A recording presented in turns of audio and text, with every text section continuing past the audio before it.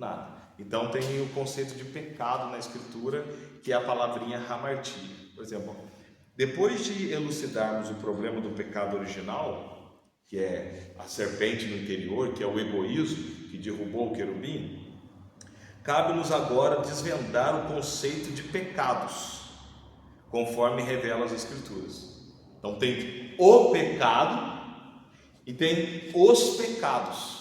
A gente tem que separar essas duas coisas. O pecado original e os pecados que são decorrentes do pecado original. Então, eu devo tratar os pecados ou eu devo tratar o pecado original? As duas coisas. Mas se eu não conhecer o pecado original, como que eu vou saber o que são os pecados? Não é isso? Aí cada igreja vai dizer o que ela acha que é, cada congregação, denominação vai mostrar o que ela acha que é, mas na verdade fica uma briga e o cristianismo fica todo multifacetado. Um fala que é pecado, outro fala que não é pecado, uma congregação fala que não é, outra fala que não é. Então o que é pecado? Eu preciso saber o que é pecado.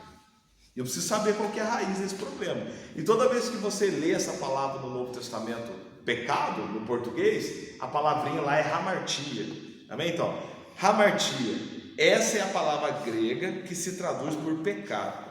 Os apóstolos, a fim de transmitir esse conceito, fizeram uso da língua grega, o koiné, para dar forma às ideias do Evangelho. Então, por exemplo, Jesus falava em aramaico e falava hebraico. Muito possivelmente também falava o grego, mas ali os estudiosos entram no consenso que Jesus falava o hebraico e o aramaico.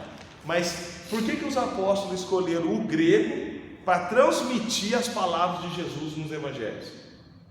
Porque o grego koiné era a língua comum da época, era como se fosse o inglês, né? Era uma língua de um acesso mais comum, que estava na boca do povo. Não era nem o grego clássico e nem o grego simples demais, era o grego do povo, era aquilo que falava e todo mundo entendia. Então, quando eles utilizaram o grego koiné para poder falar de pecado e usaram a palavra hamartia, na cabeça dos apóstolos, eles sabiam o que eles queriam dizer, eles sabiam o que eles queriam transmitir, porque essa palavra hamartia já existia. Não foi o Pedro que inventou, não foi o apóstolo Paulo que inventou. Nenhum apóstolo inventou a palavra pecado.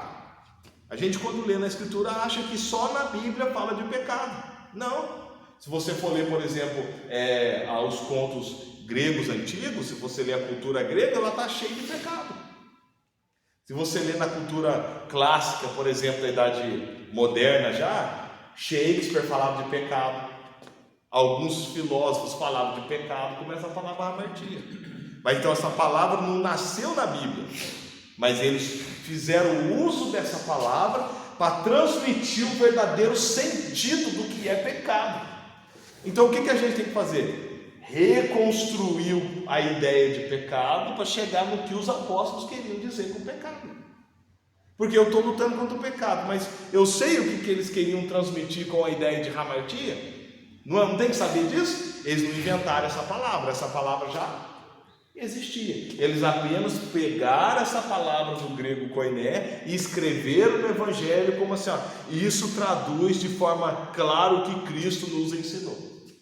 Então, hamartia se traduz literalmente por errar o alvo. Johnny, o que é hamartia? O que é pecado? Errar o alvo. Todas as vezes que os apóstolos utilizaram essa palavra hamartia, eles estão falando de alguém que errou algo no seu coração. Qual é o pecado original? Errar o alvo. Aí eu tenho que fazer uma pergunta: qual é o alvo? Bom, eu sei que hamartia, que pecado, é errar o alvo, mas agora eu preciso saber o que é o alvo, certo? Porque, vamos lá. As trevas do coração humano lhes cegam o entendimento e os levam por caminhos enganosos. Por exemplo, abre Mateus 6, no capítulo 22, a gente começar já a entrar no texto bíblico. 6. Mateus 6, 22. Vamos ver que interessante. Se hamartia significa errar o alvo, agora a gente vai entender qual que é o processo de errar o alvo. O que eu faço quando eu erro o alvo? O que acontece comigo quando eu erro esse alvo? Que alvo é esse? E agora, o porquê que os apóstolos chamaram isso de pecado? E é para isso que eu preciso lutar. Amém? Ó, Mateus 6, 22, 23 diz assim, olha que interessante. Jesus falando, ele diz assim: são os olhos a lâmpada do corpo. Mateus 6, 22. São os olhos a lâmpada do corpo.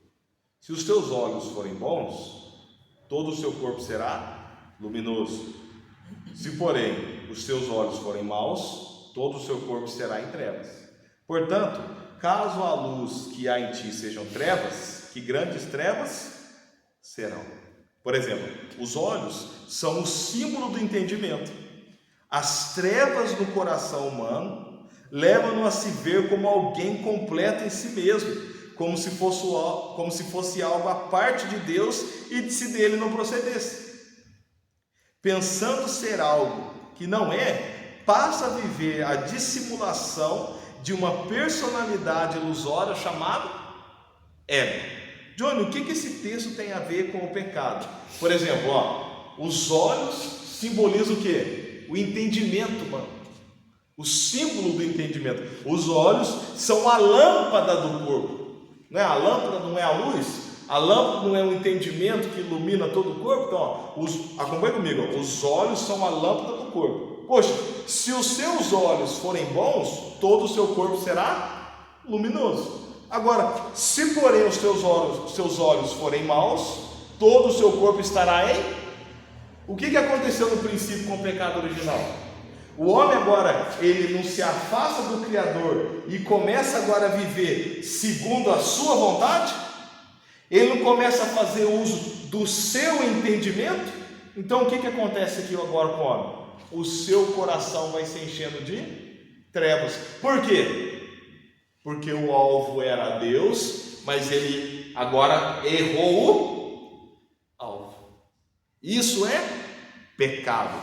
O alvo é Deus. Eu devo usar o meu conhecimento para se aproximar de Deus. E o que o homem faz? Usou do conhecimento para se afastar de Deus. Então, essa troca faz com que o entendimento que eu tenho, na verdade, ele se transforme em trevas para mim.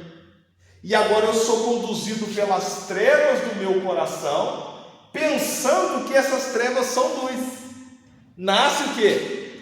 O ego e a ilusão. O homem agora, ele vive iludido, achando que pode viver sem a vida. Então esse é o primeiro ponto que os apóstolos falaram. Sabe o que é pecado? Errar o alvo. O alvo é Deus. Agora você e o homem se tornam o próprio alvo da existência. Então, tirando o foco de Deus, ele olha para si mesmo. Então o alvo dele agora se torna ele próprio. Poxa, uma vez olhando para si mesmo, ele faz o quê? Erra o alvo. O que acontece? Hamartia, pecado. Qual que é o pecado então, de ano original? Olhar para mim mesmo e esquecer de... Então, é o abandono a Deus. É a troca da luz que Deus me dá pela falsa luz que eu possuo. É interessante isso, ó. Então, se os meus olhos, o meu entendimento for trevas, todo o meu corpo será trevas. Então, essa é a primeira ideia. Assim, todos e quaisquer ações humanas produzidas pela força motriz do ego constituem pecados, de sorte que não importa a aparência da ação, se a raiz da obra é o coração humano separado de Deus, tal atitude é hamartia. Se tudo que eu faço tem origem no meu próprio coração, afastado de Deus, é o que? Pecados. Qual que é o pecado? Errar o... E quais são os pecados? Consequência de ter errado o alvo. Então, o pecado é quando eu erro o alvo. Eu me torno o próprio alvo. da minha existência. E qual é a consequência do pecado original?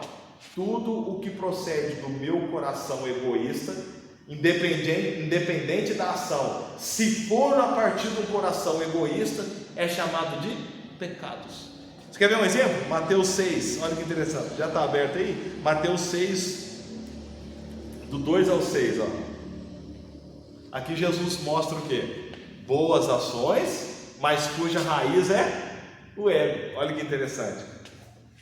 Quando, pois, Mateus 6, 2, quando, pois, der esmola, não toques trombeta diante de ti, como fazem os hipócritas, nas sinagogas e nas ruas, para serem glorificados pelos...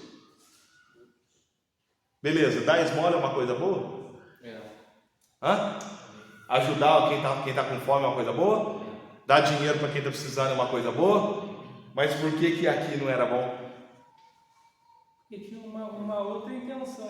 Então, partir de um coração egoísta. Então, a ação pode ser boa, mas se a intenção é egoísta, o que é? Pecado. Eu posso te dar R$1.000, Pedro. Se for para satisfazer o meu ego, é pecado. Eu posso fazer a obra mais linda que for, se a raiz for um coração egoísta, pecado. É meio a mesma coisa que Paulo fala em 1 Coríntios 13. É a mesma coisa. Se não procede do amor, é pecado. Por exemplo, ó, ele continua dizendo, até o versículo: tu, porém, ao dares esmolas, ignore a tua mão esquerda. Não, ignore a tua mão esquerda e o que faz a tua mão direita. No caso, tu, porém, ao dares esmola, que a tua mão esquerda não sabe o que a tua mão direita faz, para que a tua esmola fique em secreto, e o teu pai que vê o secreto te recompensará. Como que eu não ajo de forma egoísta? Quando eu faço sem receber o aplauso dos outros. Então Jesus fala, cara, se você faz algo e ali você é aplaudido, você já recebeu o seu galardão. Ou seja, o seu pecado se tornou conhecido, porque na verdade você queria mesmo se aparecer. E tudo isso emana de um coração que errou o alvo.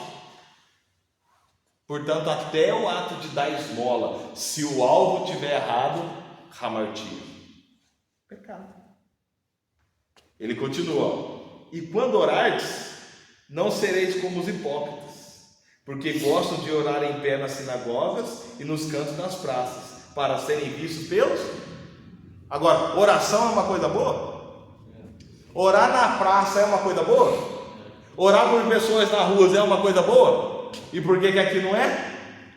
Porque parte de um coração hipócrita, parte de um coração egoísta, que quer receber os aplausos nas praças, nas esquinas. Então, sabemos que dar esmola é uma coisa boa, mas pode ser pecado? Orar é uma coisa boa, mas pode se tornar pecado. Quando? Quando o alvo é o meu coração afastado de Deus. Por exemplo, Mateus 6,16, olha que ele continua dizendo, desse mesmo assunto: quando jejuardes, não vos mostreis entristecido como os hipócritas, porque desfiguram o rosto com o fim de parecer aos homens que jejuam. Em verdade vos digo que já receberam a sua... Agora a sua recompensa. Agora vamos recapitular. Dar esmola é uma coisa boa? Sim. Orar é uma coisa boa? Sim. E jejuar? Mas se proceder de um coração egoísta, é pecado. Johnny, então quer dizer que o serviço ao próximo, o serviço a Deus e o jejum para me santificar pode ser pecado? Pode. Quando? Quando o alvo é o seu ego. Eu vou jejuar porque eu vou pregar lá e eu vou curar milhares de pessoas e todo mundo vai ver que Deus está comigo ali na hora, e eu... Pecado. Porque a intenção do seu coração é que você seja o alvo dos aplausos. Jesus fala: você já recebeu o seu galardão, a sua recompensa. Agora, o oposto disso é o quê? O que a mão direita faz, a esquerda não pode? Sabia por quê? Porque daí você não faz a homens, mas você faz a... O que significa isso? você acertou o alvo. O seu coração está reajustado e alinhado com o alvo. Então, não é pecado.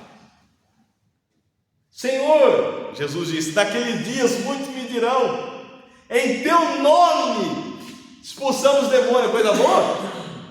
Sim. Fizemos maravilhas, coisa boa? Sinais e prodígios, coisas boas? E que Jesus fala bem, nunca vos conheci, apartai-vos de mim. Por quê? Hamartia, pecado. Todas as obras que vocês fizeram procederam de um coração que errou o alvo, portanto o alvo eram vocês mesmos. Pecado. Então, a gente tem que entender essa ideia de pecado, para a gente começar a lutar agora de forma correta. Amém? Paulo, ele fala isso em sua carta aos Filipenses, né? Esquecendo-me das coisas que para trás ficam, prossigo para o alvo, para o prêmio da soberana vocação de Deus que está em Cristo Jesus. Glória a Deus. Olha, o esquerdo deixa as coisas para trás, as coisas que para trás ficam. Agora o meu alvo, exatamente isso. Ou seja, se eu olhar para trás, é hamartia. O que aconteceu com a mulher de Ló? Qual que era o alvo? Sai de Sodoma. Mas o que ela faz? Esquece do alvo e volta. É o coração, né? É o coração. Porque o coração dela estava fixado onde? Sodoma e Gomorra. Então, embora avançando, o alvo não era esse. E o que acontece com ela? Se petrifica. Acontece com a gente. Se torna um com a coisa, com o pecado. Portanto, a ponto de Jesus falar, nunca vos conheci. Nós temos o alvo, Cristo. Para quê? Dele a gente receba o prêmio da nossa vocação.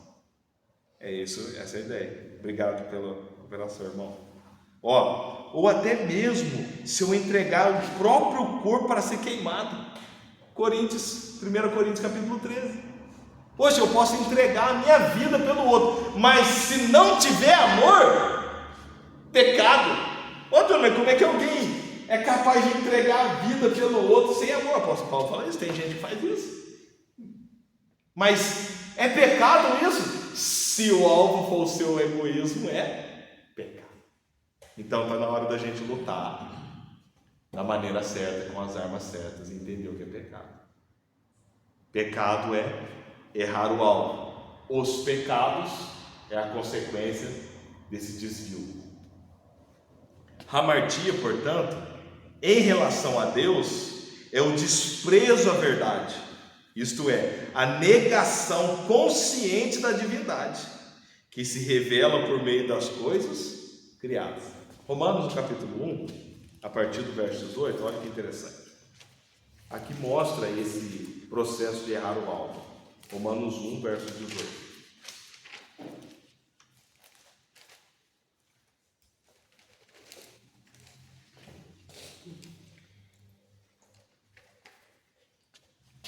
Romanos 1,18 diz assim, olha que interessante. A ira de Deus se revela do céu contra toda a impiedade e perversão dos homens que negam a verdade que trocam a verdade pela injustiça. O que esses homens fizeram? Trocaram a verdade pela injustiça. Porquanto o que de Deus se pode conhecer é manifesto entre eles, porque Deus lhes manifestou. Porque os atributos invisíveis de Deus, assim o seu eterno poder, como também a sua própria divindade, claramente se conhecem desde o princípio do mundo, sendo percebidos por meio das coisas que foram criadas. Tais homens são, por isso, indesculpáveis. Então, o que significa isso? Que desde o princípio da criação, os atributos de Deus, quais são? O seu eterno poder e a sua divindade, claramente se manifestam nas coisas que foram. Então, ninguém naquele dia vai ser indesculpável, por quê? Com desculpa de que não sabia o alvo.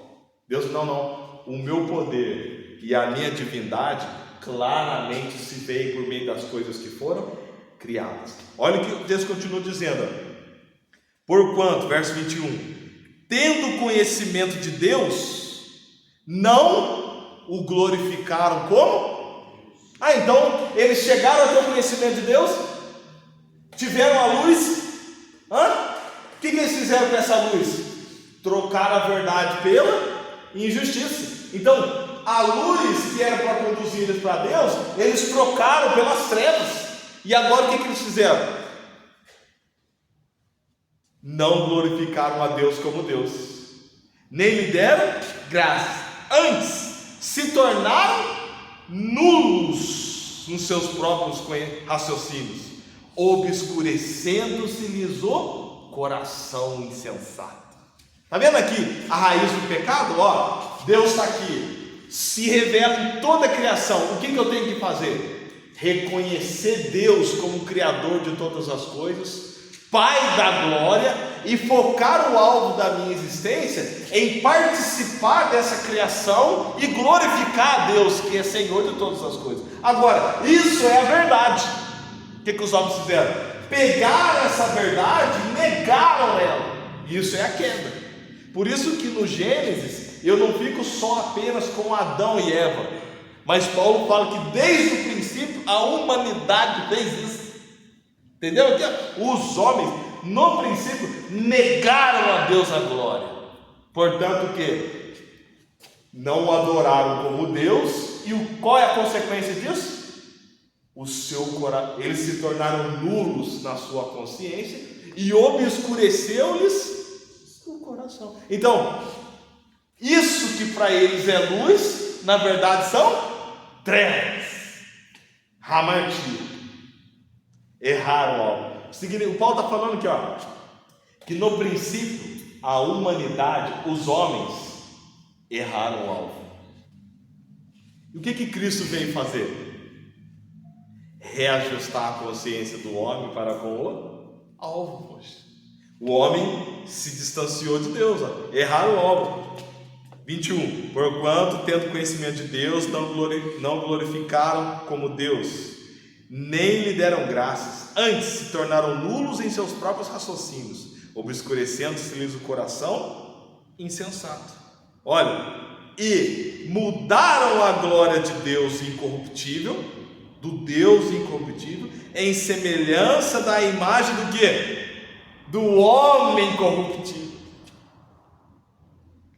Isso aqui está claro. Sabe o que Paulo está falando? Deus que é incorruptível. O que os homens fizeram? Mudaram essa glória e se colocaram como sendo o próprio homens corruptíveis no lugar de um Deus incorruptível. O que eles estão fazendo aqui? Errando o alvo.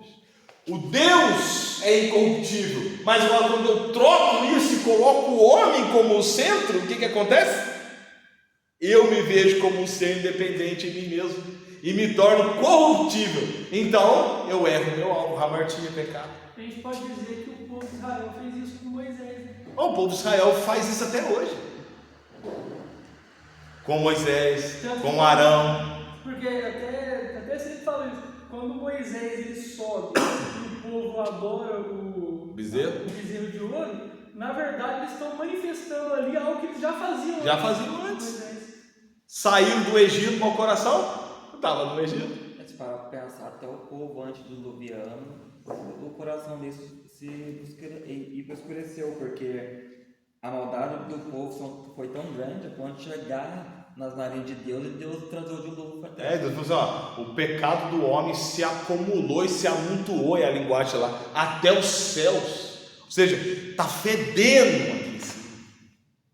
É o que eu disse na aula passada. A consequência do Éden é o homicídio, a acusação, não é isso? A queda, a acusação, o homicídio, a vingança, e a terra se encheu de maldade. Gênesis capítulo 6. A ponto de ou os homens estavam se corrompendo, e outros interpretam que os próprios anjos se corromperam com as mulheres. Algumas linhas de interpretação pensam assim. Ou seja, aconteceu a zona geral, meu amigo. Por quê? O homem errou o seu alvo. Toda vez que você for orar a Deus pedindo para ser liberto do pecado, fala para Deus: Senhor, me reconecte com o alvo. Porque agora eu sei que a partir da reconexão com o alvo, os pecados que me assolam vão deixar de acontecer a partir do momento que eu for reajustado com o Senhor. Então o homem precisa ser o quê? Reajustado com o Criador. Poxa. O que Cristo fez com o homem Jesus?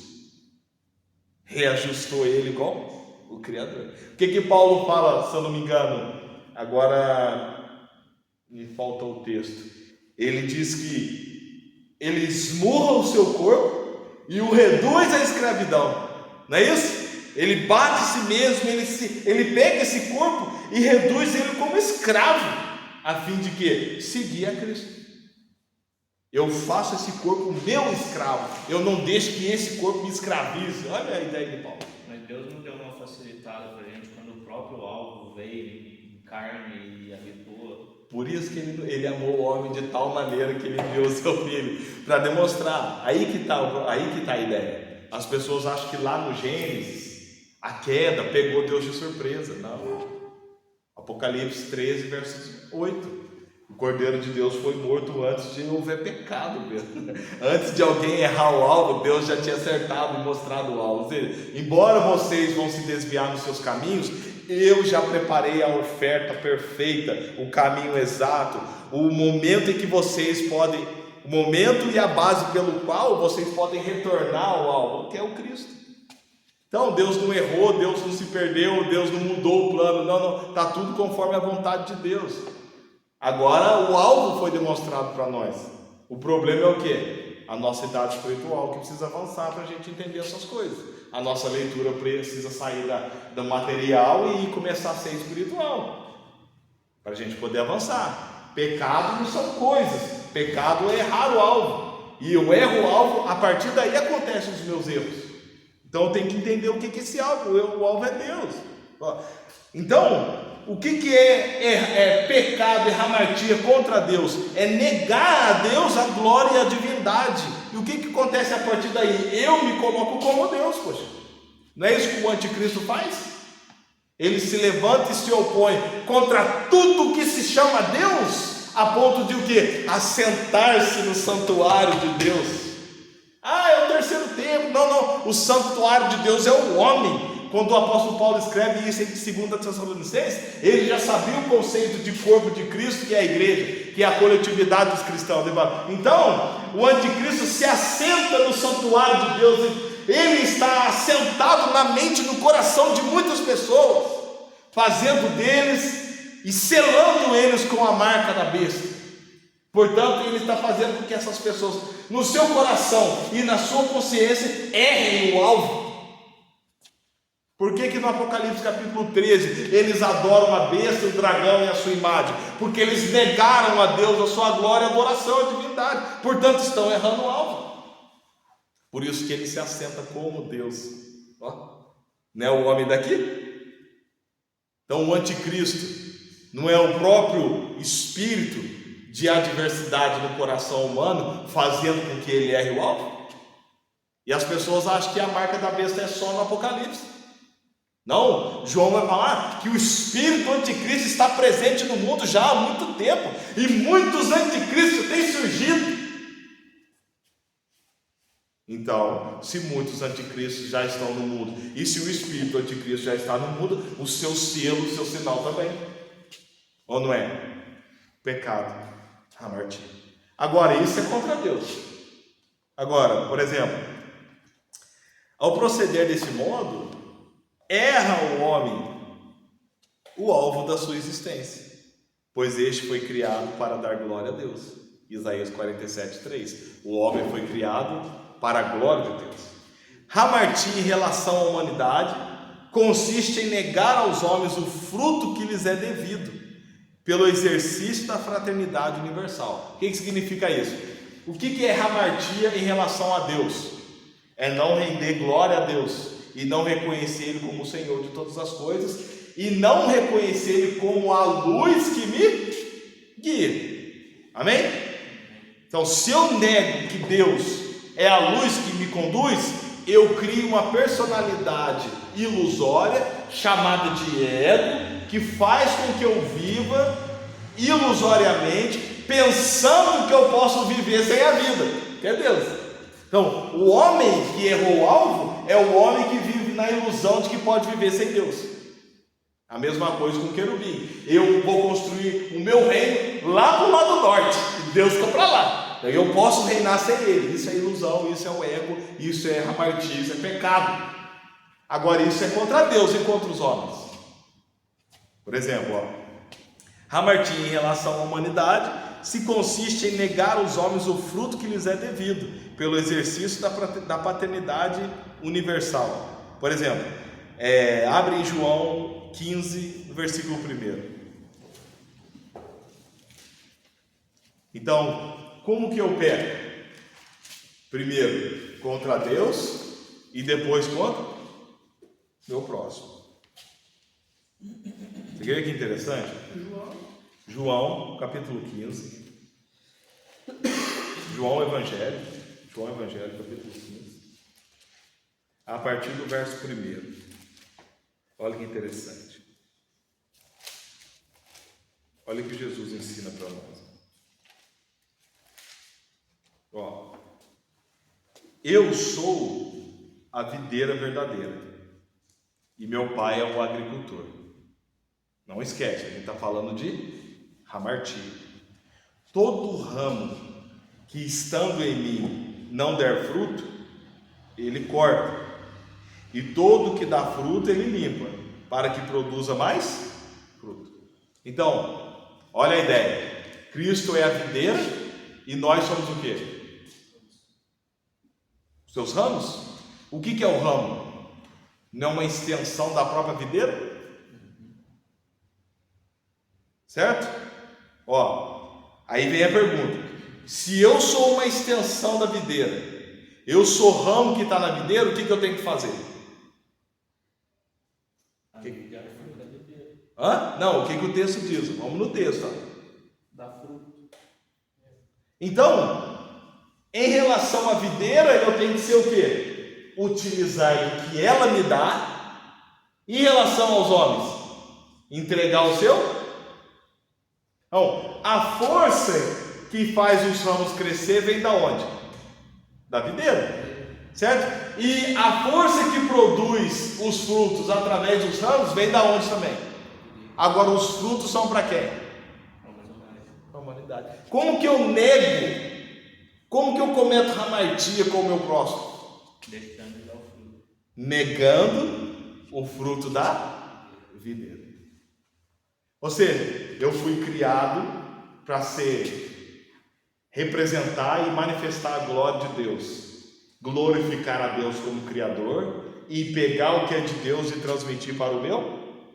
Então, quando eu não faço essa ação de transmitir o fruto para o meu próximo, eu estou negando ao meu próximo aquilo que Deus me criou para fazer. O que significa errar o alvo? Hamartia. Ó, aí vem uma pergunta: os ramos que procedem da videira servem-lhe de braço. Agora, estariam os ramos dispostos a amar incondicionalmente os maus e os bons, os justos e os injustos?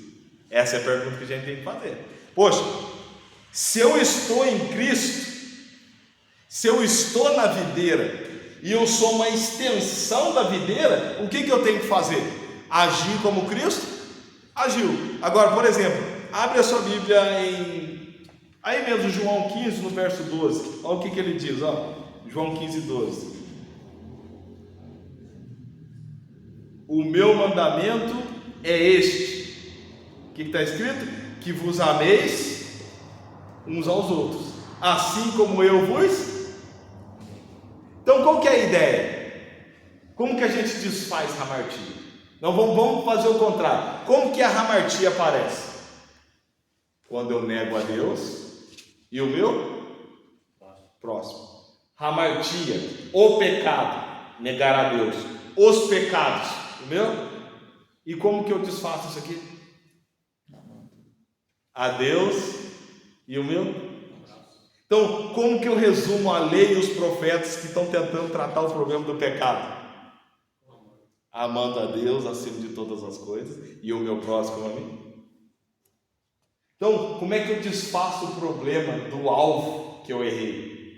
Amando. E o amor significa o quê? Me reajustar e me realinhar. Poxa, se hamartia, o original, o pecado original, consiste em negar a Deus, e os pecados decorrentes desse, negar os homens, então quando eu amar a Deus acima de todas as coisas, e o meu próximo como a mim mesmo, eu estou cumprindo a lei de Deus, portanto em mim não há hamartia, não há pecado. Desde que o quê? Eu esteja agora reconectado com o meu Senhor e Criador. Agora tem como eu me reconectar com Deus sem me reconectar com o meu próximo? Não, porque o que Jesus fala? O primeiro mandamento é este: amar a Deus acima de todas as coisas. O outro, semelhantemente a esse, é amar o seu próximo como a ti mesmo. Nossa! Então, Pedro, significa que quando eu me amo mais do que Deus e amo mais a minha vida do que o meu próximo, hamartia. Agora, quando eu amo a Deus acima de todas as coisas e enxergo o meu próximo como a mim mesmo, eu quebro a hamartia. Porque a hamartia é o ego e o oposto do ego é o altruísmo. Todas as vezes que eu me dou para o meu próximo e para Deus, eu estou me reconectando ao alvo, portanto, eu estou livre de hamartia. Está entendendo como que a religiosidade e o cristianismo, de uma forma geral, obscureceu o entendimento sobre o que é pecado?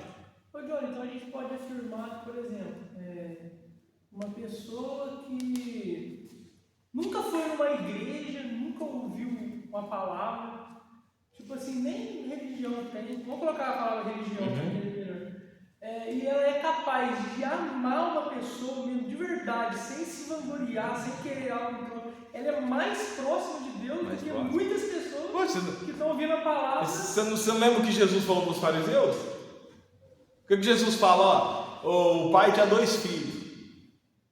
Fala assim: filho, vem trabalhar comigo na vinha. O que o primeiro falou? Vou, mas não? E o que o segundo falou? Não vou não. Mas o que Jesus falou para os fariseus? Sabe o que significa isso? Que as meretrizes, as prostitutas, os publicanos, os pecadores estão entrando no reino do céu na frente de vocês. Porque vocês são os filhos que dizem que fazem, mas na verdade não fazem.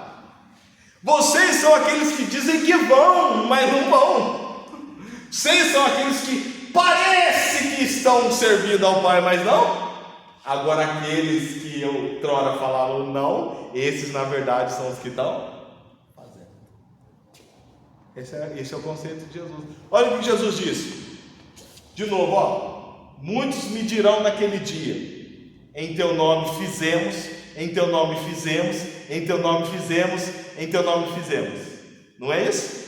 Agora Jesus fala, num outro trecho, Mateus capítulo 25, fala: agora eu direi a muitos: vinde benditos do meu Pai, e entrem para o reino da glória, porque quando eu tive fome, vocês me deram de comer. Quando eu tive nu, me vestiste, preso, fostes me visitar. Esses, todavia, me dirão: quando, Senhor, te fizemos isso?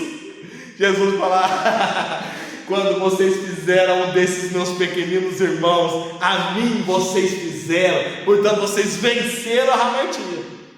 Mas sem saber. Porque eles perguntaram para Jesus: quando que nós fizemos isso para você? E implica que fizeram o quê? Segundo uma lei do coração. E eu preciso fazer isso, está mais forte que eu. Então, Iago, não tinha nenhuma lei externa que coagia eles. Antes, eles eram guiados pela luz do Espírito Santo no coração, independente de religião, tradição, dogma. Não, eles sabiam o que tinha que fazer, portanto fizeram. E até a ignorância deles demonstra a simplicidade do coração quando eles falavam: quando, Senhor, nós fizemos? Quando é que você estava preso?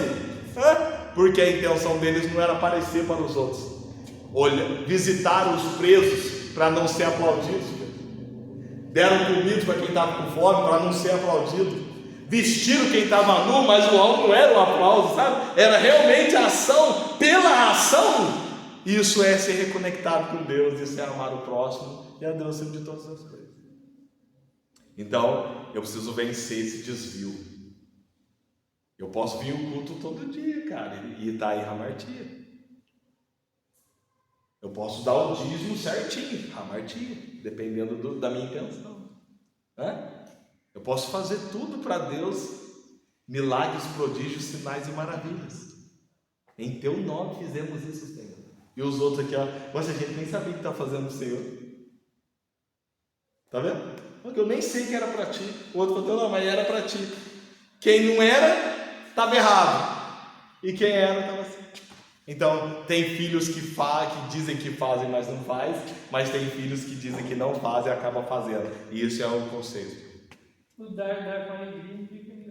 Dar com alegria. Pode ter o exemplo também do jovem rico. O jovem rico. Exatamente. O que ele... Eu cumpro desde a minha juventude. Mas então, qual que é um dos pecados, um dos mandamentos que reajusta você, então? Pega o que você tem e dá. Para os palmeiras amar o próximo de mim. Então, ali ele demonstrou o coração desajustado com o Senhor. Ele não reconheceu Deus no próximo. Então, uma das nossas dificuldades é reconhecer Deus no próximo. Por quê? Por causa do nosso desvio. Pela religiosidade, pelo cristianismo que caiu e pela teologia hoje sistemática que não ensina esses preceitos para nós. Ensina você a ler a Bíblia, achar versículo, achar texto, ensina você, vai lá, soteriologia e cristologia, demonologia, tal, mas cadê o alvo? Não, é bom, tudo isso é bom pra caramba, mas só que eu tenho que saber o que eu tenho que lutar, poxa. Eu tenho que primeiro ser reajustado, realinhado com Deus, mas depois eu conseguir essas coisas. Duas coisas, aqui eu já caminho para o fim, duas coisas são necessárias a fim de que o ramo cumpra a sua missão. Então, qual que é a missão do ramo? Dar fruto, certo? Primeiro, ele precisa estar na vide. Todo ramo, estando em mim, não produz fruto, Pai, mas uma das condições ele precisa estar na vide. Agora, tem algum ramo que não está na vide? Para a gente entender a questão de pecado. Por exemplo, João 15, 2 e 4. A gente tem que mudar esse pensamento nosso também. Porque nós achamos que só o crente está na videira. É o que o Iago acabou de falar. A gente acha que só o cristianismo, o cristão ali que se diz cristão, que levantou a mão, é ele que está em Cristo. O Evangelho não mostra isso. O Evangelho mostra uma mulher sírio-fenícia em Cristo, mostra o centurião romano em Cristo, mostra um ladrão na cruz em Cristo, mostra um apóstolo que perseguia a igreja e depois ficou em Cristo, mostra uma série de pessoas, o bom samaritano que ficou em Cristo, uma série de pessoas que pela religião da época eram malditos, mas para Cristo eram benditos. Então a gente precisa... e por que eles não entendiam isso? Porque eles erraram o alvo. Amém? Então a gente precisa reinterpretar essas coisas para a gente reorganizar o nosso pensamento com Deus e começar a acertar o alvo. Certo? Então a primeira coisa que a gente tem que entender é que todo mundo está na vide. Por exemplo, João 15, 2 e 4 diz assim,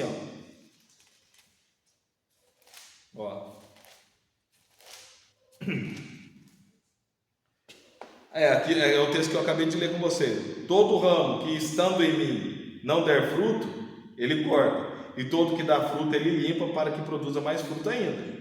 Vós já estáis limpos pela palavra que tenho falado. Permanecei em mim, e eu permanecerei em vós. Como não pode o ramo produzir fruto de si mesmo, se não permanecer na videira, assim nem vós podeis dar, se não permanecerdes em mim. Então, todos os ramos estão na videira. Toda a vida procede da única fonte de vida, que é Cristo. Amém? Então, todos nós estamos na vida. Por exemplo, Colossenses 1,16. Abre comigo. Colossenses 1,16. Olha que interessante.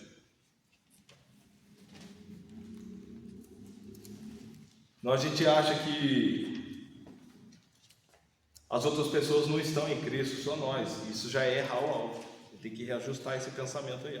Colossenses 1,16 diz assim, Olha, pois nele quem? Cristo. Verso 15, ele é a imagem de Deus invisível, o primogênito de toda a criação. Falando de Cristo, Paulo diz, pois nele foram criadas todas as coisas, as no céu e sobre a terra, as visíveis e as invisíveis, sejam tronos, sejam soberanias, quer principados, quer potestades. Tudo foi criado por meio dele e para ele. Então o que ele está falando aqui? Todas as coisas foram criadas nele. Significa que toda a vida está na videira. Mas existe uma maneira de estar na videira e eu não estar. É aqui que está o problema. É aqui que está o problema que a gente tem que entender. Por exemplo, lá em Atos 17, 28, vai dizer que nele nós nos movemos, nós existimos. Então não tem como ninguém estar vivo sem estar em Deus. Não tem como ninguém estar vivo sem estar em Cristo, porque Ele é a fonte de toda a vida. Agora, como que eu, estando em Cristo, posso não estar mais? É como se, você quer dizer então que tipo assim, existe uma forma de a gente está na vida, todo mundo tem que estar na vida, mas de não estar permanecendo conforme a videira que é. Exatamente. Agora, o que acontece que eu, estando na videira, posso não estar mais? Acontece isso. Então, isso é hamartia. Embora na videira, acontece de eu não permanecer nela, então eu sair da videira. Como? Romanos capítulo 1. Obscurecendo o meu entendimento e transformando meu coração em trevas. Eu não separo de Deus efetivamente. Eu crio uma ilusão na minha consciência e no meu coração que faz com que eu me veja separado de Deus, mesmo não podendo me separar dele. Por quê? Eu posso viver no pecado e andar no pecado e continuar vivo. O que me faz estar vivo? Não é a videira? Mas o que faz com que eu não permaneça na videira? Obscurecer o meu coração, negar a verdade para mim. Então, embora estando na videira, se eu negar a verdade e eu negar o fruto, o que acontece comigo? Eu não permaneço. Então, eu não permito que o agricultor faça o que comigo? Essa é que está, aí que está a questão. Será que você, enquanto ramo da videira, é capaz de se entregar na mão do agricultor para ele podar você? Para ele cultivar você a fim de que você dê mais fruto? Ou você vai se olhar para si mesmo e se ver como alguém independente da videira? Martim. Aí que está. Esse é o problema. Então eu posso estar na videira, mas criar a ilusão de que eu não estou nela. Isso é negar a Deus a glória e negar aos homens o fruto. Porque eu me vejo como um ser independente da videira. E Jesus disse, sem mim, nada vocês podem fazer. Porque Ele é a fonte de toda vida. Então, o homem pecador é o homem que pensa que pode viver sem a vida. Ele criou o que? Uma persona chamada de ego, que a Bíblia chama de serpente. Agora ele é conduzido segundo a serpente do seu coração, que o leva a se afastar de Deus por caminhos. É por isso que ele fala que quem não crê já está condenado. Quem não crê já está. Embora vivos, vive como se tivesse condenado. Exatamente. O crer, o arrepender-se, é o ser reajustado com a videira. Então a gente precisa rever o nosso conceito. Por exemplo, permanecer na vide. A separação do ramo da videira acontece na consciência e no coração, que enganado pelas trevas da ignorância, supõe existirem sem Deus.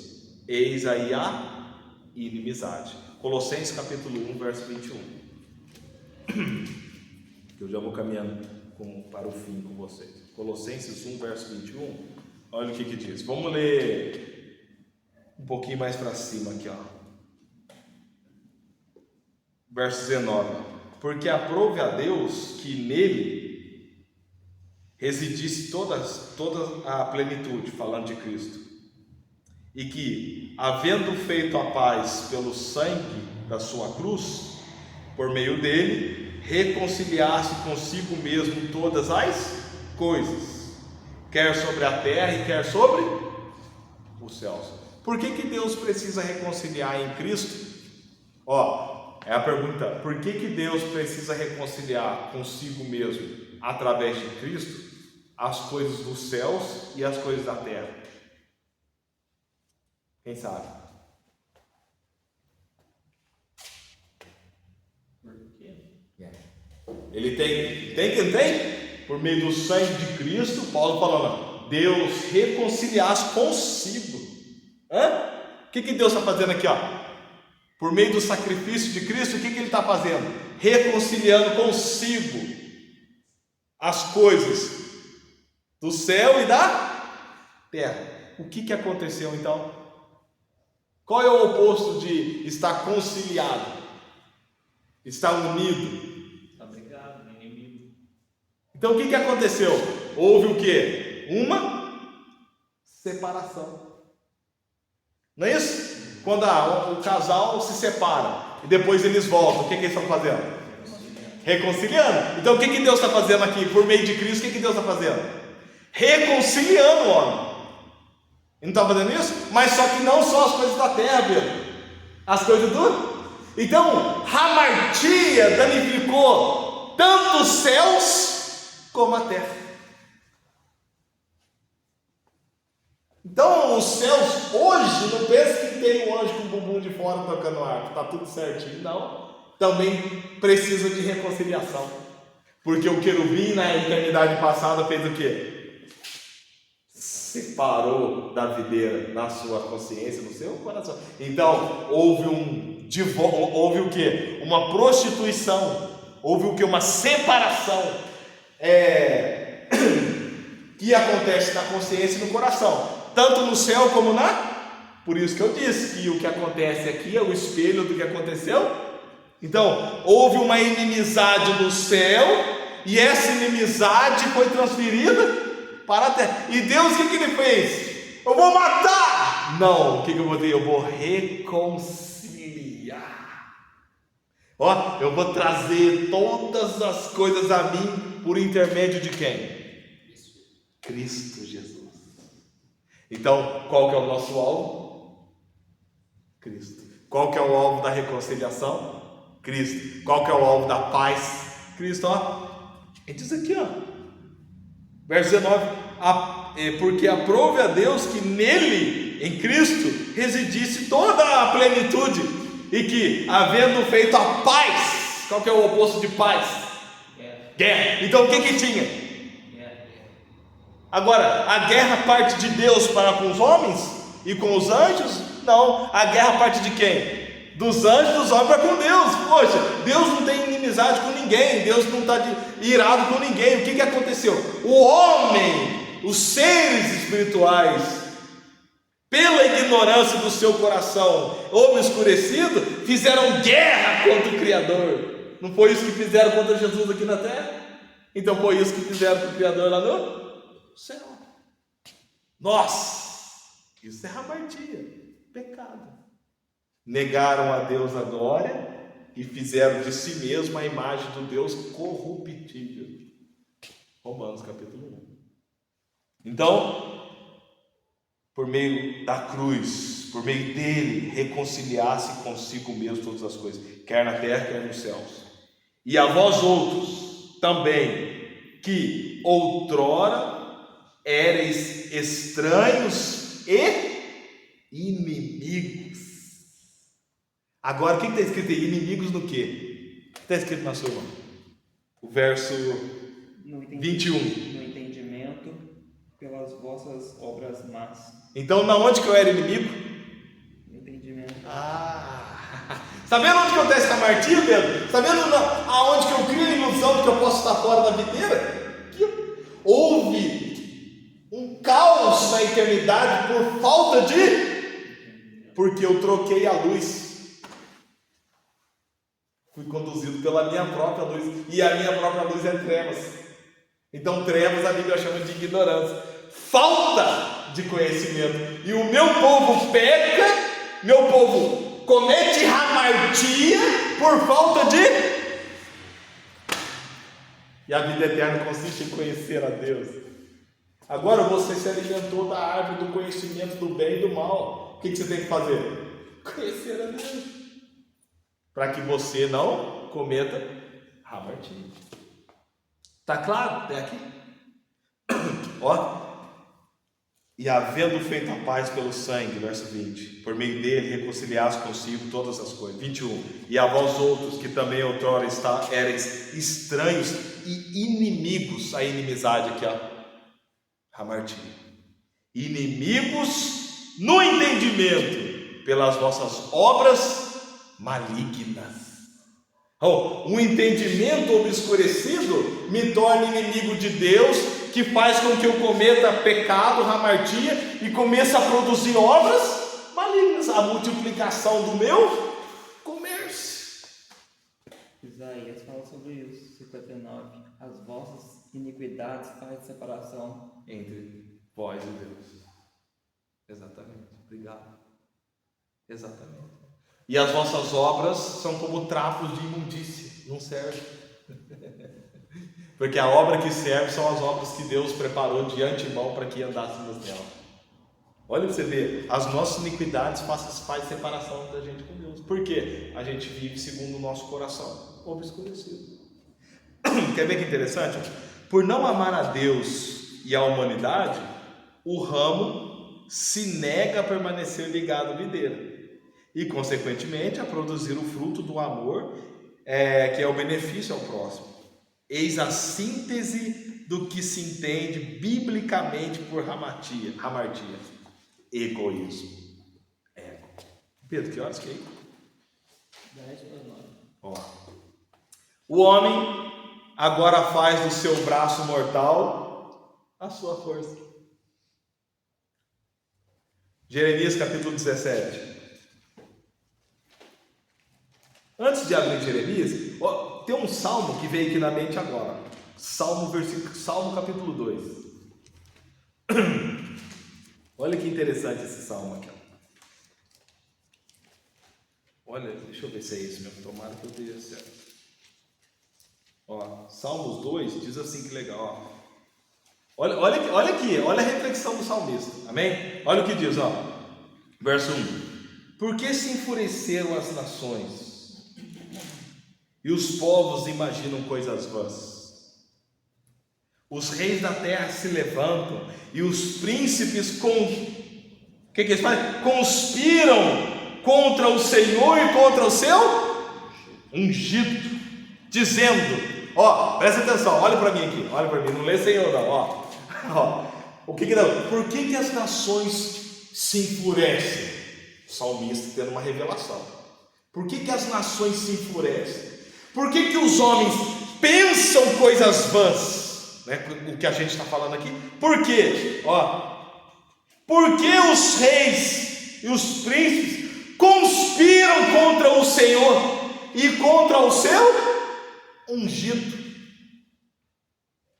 Sabe o que o salmista está falando aqui?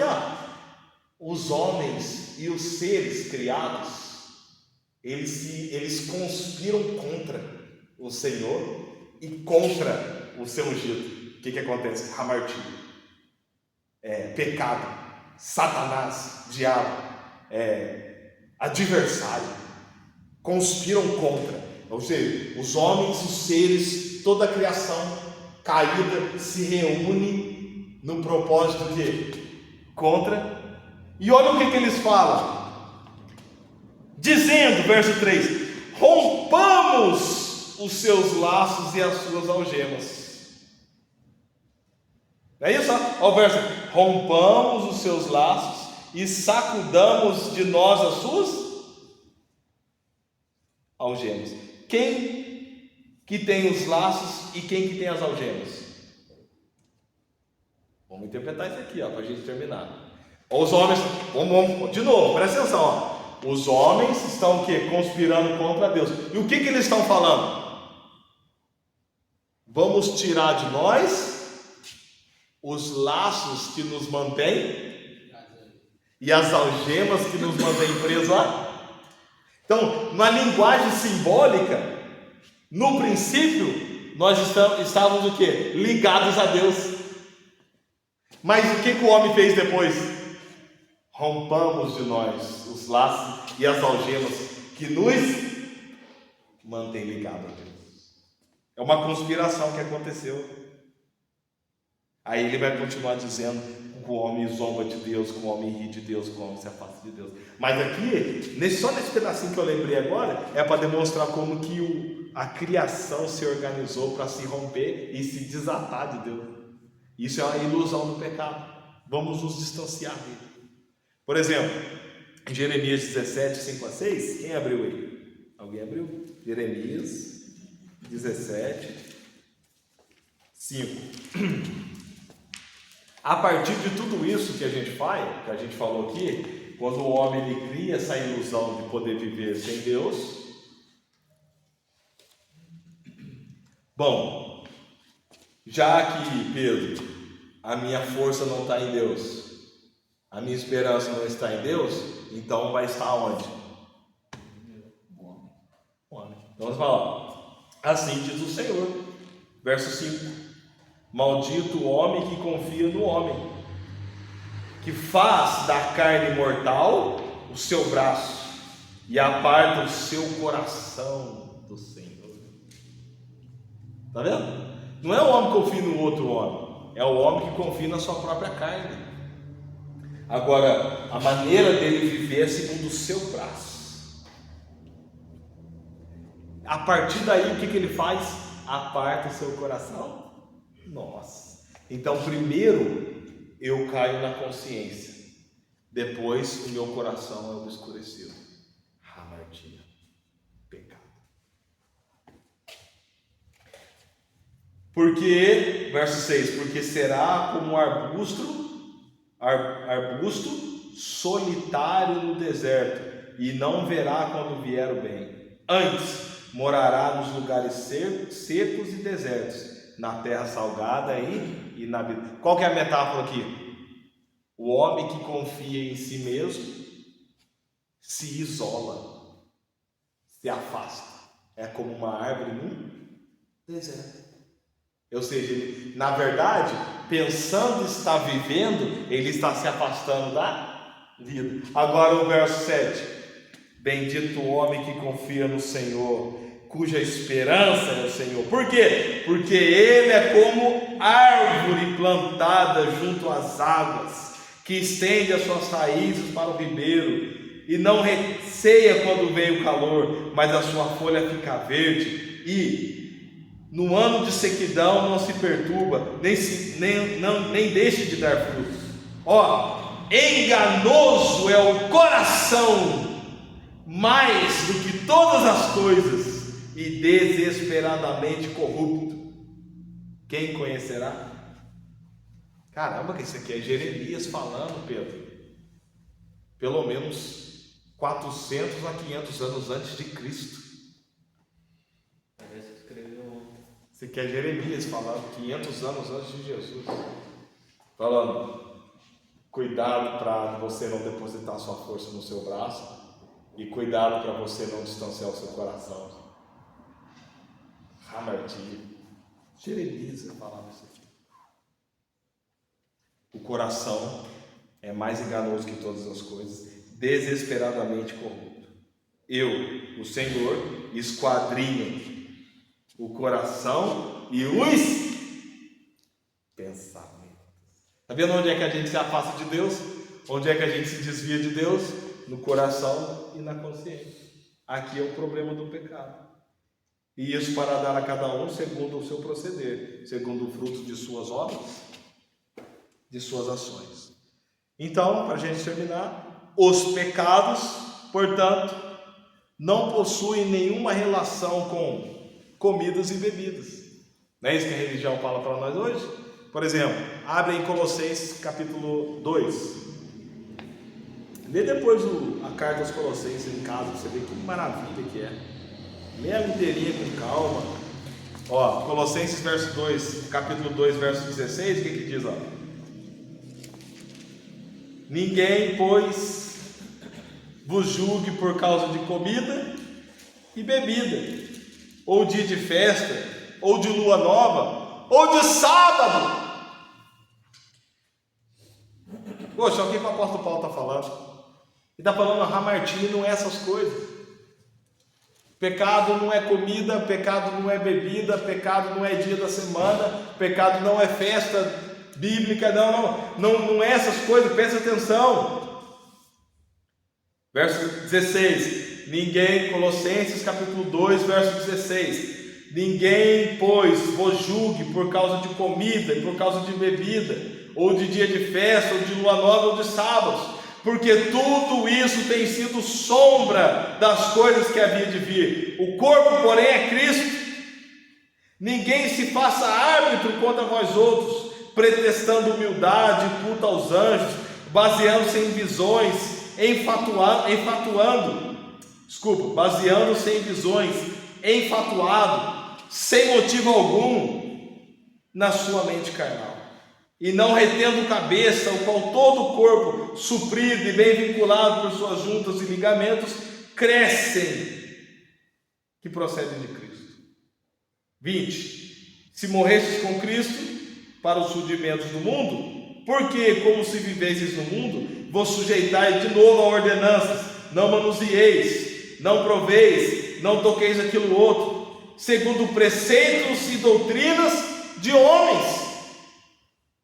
Poxa, a cristandade e a religião e o cristianismo falam para nós: pecado é o que você come, pecado é o que você bebe, pecado é o lugar que você vai, pecado é não guardar o sábado, pecado é não obedecer doutrina tal, pecado é não obedecer doutrina tal, pecado é não fazer isso, é não vestir. Não, para com isso. Paulo fala: não esquece dessas coisas, filho.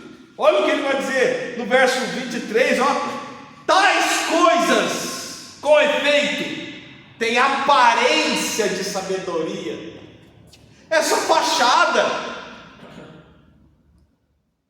como o culto de si mesmo, e de falsa humildade, de rigor ascético. Todavia, não tem valor algum contra a sua sensualidade ou contra a sua carnalidade. Ou seja, comer, beber, vestir, festas, dia da semana, regras, preceitos e doutrinas humanas não são o que representam hamartia, o pecado e os pecados, porque essas coisas exteriores criam uma aparência de santidade, de culto aos anjos e de humildade, mas na verdade todas essas coisas não têm efeito nenhum no combate à carnalidade, ao pecado e à sensualidade. Não tem efeito. O que vai ter efeito contra os pecados que nós cometemos? Olhar para o alvo. Sabe por quê? Quando a gente nos reconectar com o alvo, nós nos reconectamos com Deus, nós nos reconectamos com o nosso próximo e nós achamos o nosso lugar na criação. Portanto, a gente tem paz com Deus, a gente tem paz com os homens e a gente tem paz com a criação. Então a gente está reconectado com Deus. Nós precisamos encontrar o nosso lugar no todo, porque a gente se vê como uma peça isolada, não é isso? O quebra-cabeça são várias partes, certo? Agora, se você não unir as partes, tem como você saber o todo do quebra-cabeça? E o todo do quebra-cabeça, sem as suas partes unidas, tem algum sentido? Então, para Deus fazer sentido para os homens têm que estar reconectados com Deus. Por isso que a humanidade não consegue enxergar o todo, porque o todo está separado pelas partes. Então, Alinhando as partes, o todo aparece. Reajustando a consciência do homem com Deus, Deus é revelado através do homem. Então a gente termina, eu quero terminar com vocês, citando Provérbios, capítulo 4, verso 23, que diz assim, ó: sobre tudo que se deve guardar, guarda o teu coração. O que mais? Porque deles procede a saída da vida. Porque dele procedem as saídas da vida. Consciência e coração, é aqui que eu cometo hamartia.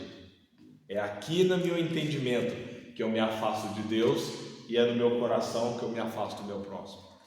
Isso é o que a Bíblia chama de hamartia, pecado. Toda vez que você for falar sobre pecado, for estudar sobre pecado, for pedir perdão pelos seus pecados, faça uma autoavaliação e olha, eu só cometi isso porque eu ainda não estou reajustado com o alvo. Isso só está tendo força contra mim, sobre mim, porque eu ainda não me reajustei completamente com o meu Criador.